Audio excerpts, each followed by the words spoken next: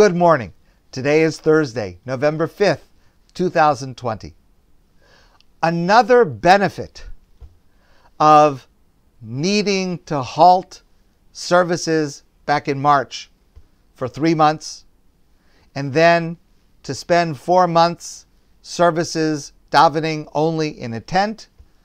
So basically we were exiled from shul for 7 months.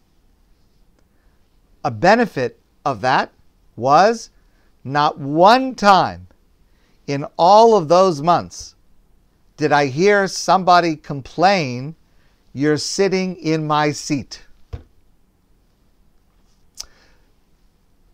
Because that is one of the most prevalent turnoffs and one of the most prevalent, unfortunately, prevalent sources of arguments in any synagogue. And the worst part of it is, people often claim a righteous reason for demanding that they should be able to sit in their regular seat, and it's referred to as makam kavua, my set place, my established place where I daven, where I pray. And the source of this practice, that it is a good practice to always pray in the same place, the source is in our parsha, in this week's parsha Vayera. We know that in the parsha, Avraham prays to God to save the inhabitants of Sodom. The people of Sodom are very wicked. Avraham prays to God, negotiates with God to try to be able to save the people of Sodom. And ultimately, as we know, Sodom was destroyed. The whole city was destroyed.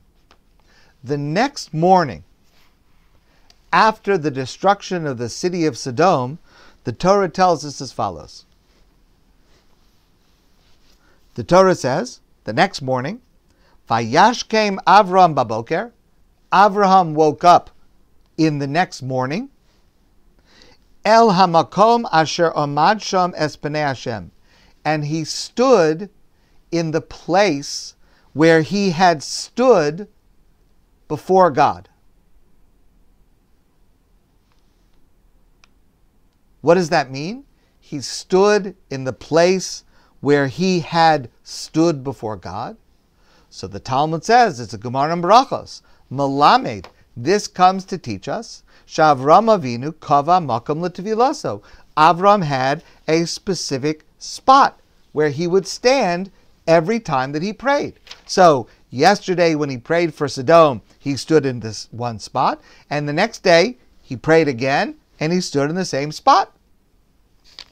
And the Torah tells us that while he was standing in that spot, the day after the destruction of Sodom, Vayashkef al pnei Sodom v'Amora, and as Avraham was praying and standing in the same spot, he looked out over the area where yesterday Sodom and Amorah stood.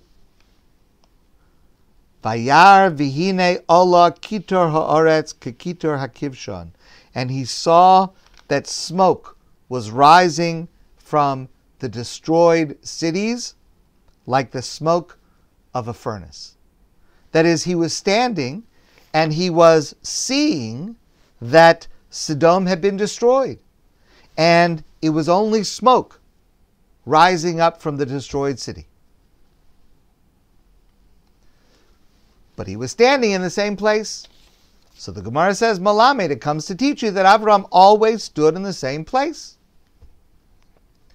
There's a sefer called Shemen HaTov, an author who explains that the significance of Makam Kavua, the set place, does not only refer to standing in the same or sitting in the same physical location. There's actually a much deeper meaning. Just think about this for a moment in human terms. Yesterday, Avram prays to God to save the people of Sodom. The conclusion of that, you will remember, is that God finally agreed, if there are 10 righteous people in Sodom, I'll save the whole city because of those righteous people. The next morning, Avram is standing in the same spot, and what does he see? He sees that he failed.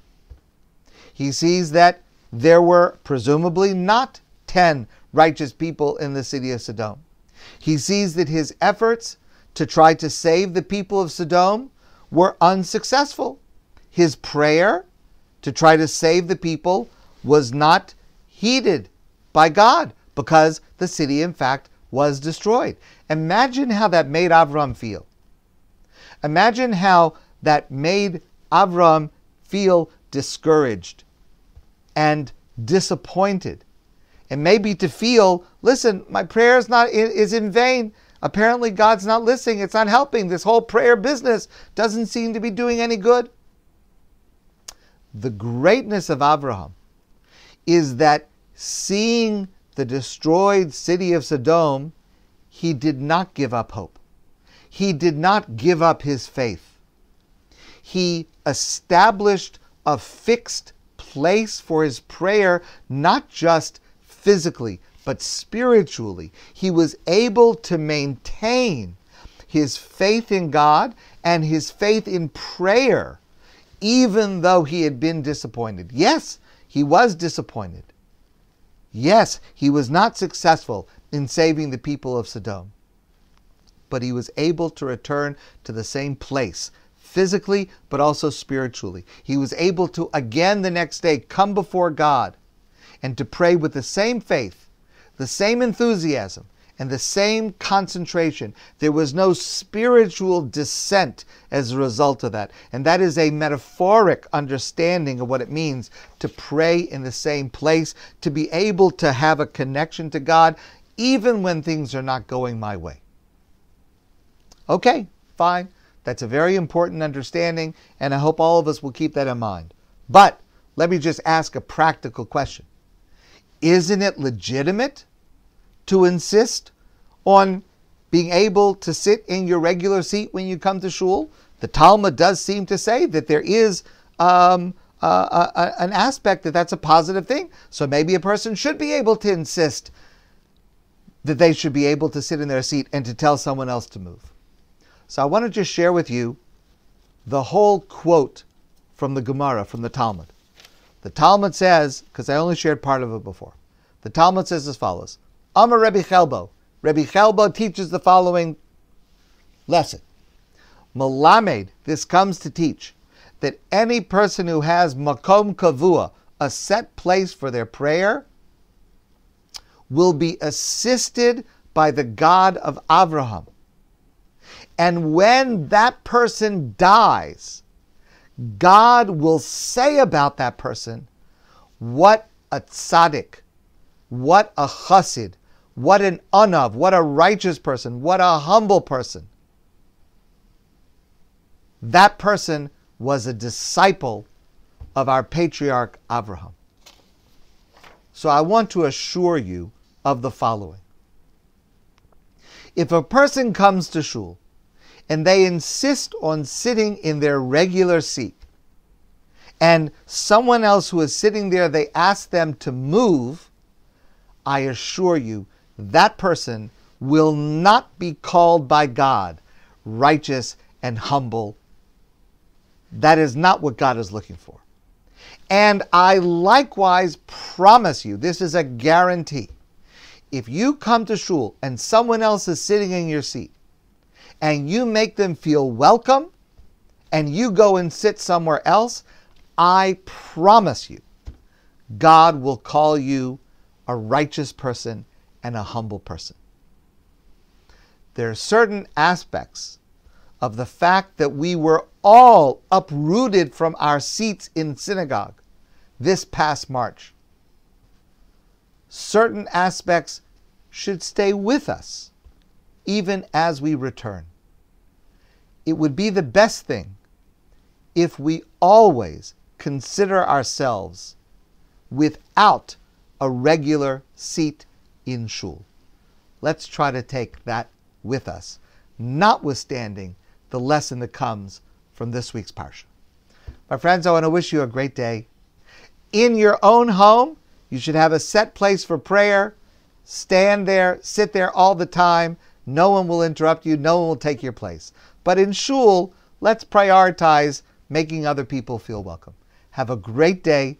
I look forward to seeing all of you soon, hopefully in shul, and hopefully sitting wherever we want to sit in a way that welcomes everybody. Have a great day.